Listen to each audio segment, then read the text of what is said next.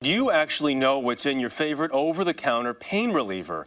Turns out only 41% of people read the label, according to a new study. So Dr. Travis Stork is here to tell us how to stay safe while treating our aches and pains. You probably see Travis as co-host of the daytime medical talk show, The Doctors, which we watch in our offices immediately after the early show is over. Doctor, good morning. Welcome. Thanks for having me. I appreciate it. The numbers from this kind of interesting. 41% of people don't read, which leads you to the conclusion if they're not reading it, then they may overdose because they don't know how much is in it. And that's a big danger. Well, it's a big danger, and I think back to before I went to medical school, and I would go to the over-the-counter shelves and grab a few things here and there, and I had no idea what was in them. But if I asked you to close your eyes and gave you a bunch of pills and said, Jeff, take these, would you? Of course, because you're the doctor and you prescribe them. But I get what you're saying. But we're going into supermarkets, pharmacies, and we're taking all these different medicines. We don't know what's in them. This study was funded by Tylenol. It found that over half the folks didn't know what the ingredients were. But furthermore, people didn't know that the active ingredient in Tylenol is acetaminophen.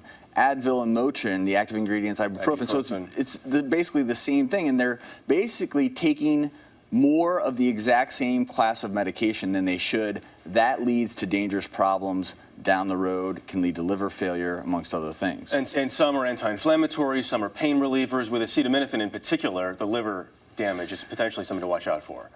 Shockingly, acetaminophen has become the #1 cause of acute liver failure here in this country, and unfortunately that's due to many times accidental overdoses. Over half of these are due to accidental overdoses, and that's because over 600 medications, prescription and non-prescription, have acetaminophen in it. So if you're not reading the label, you could be taking 2-3 different medicines with acetaminophen in it, causing liver damage and not even know it. The problem sometimes is not just taking that one medication, it's taking 3 different medications that you think are all different but all have the same ingredients.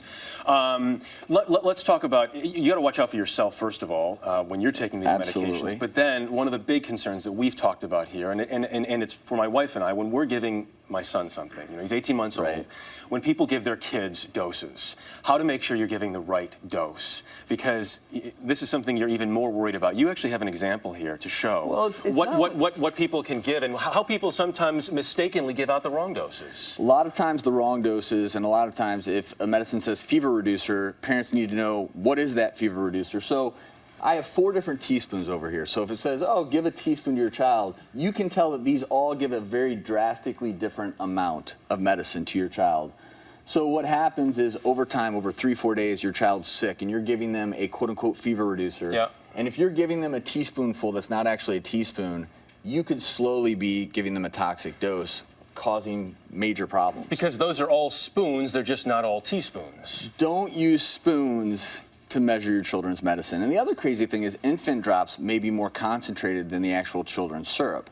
So you can't mix those up either. And this is just really a call to parents out there. Pay attention to the labels. And we as an industry need to do a better job of labeling our medications as well so that people know, hey, this is the active ingredient. This is the exact dosing. Because for kids, dosing is based on weight. Yet a lot of the bottles will say give it based on age. But if you have a very small 2-year-old, you don't want to give them a standard 2-year-old dose. Talk about potentially a universal symbol for some of things like acetaminophen. Before we go, I want to talk about being the CEO of not just your household, which you've talked about before, but also your medicine cabinet and knowing what you want to do. So what does that mean, being the CEO of the medicine cabinet? So be the CEO of your own health. You need to know the ingredients in the medicine you're taking. You need to know the proper dosage to make sure you're not getting a toxic dose. And then also know the side effects, because if you have a history of kidney problems, you probably don't want to take ibuprofen. Discuss it with your doctor. Liver problems, talk about acetaminophen with your doctor, because these things do have side effects.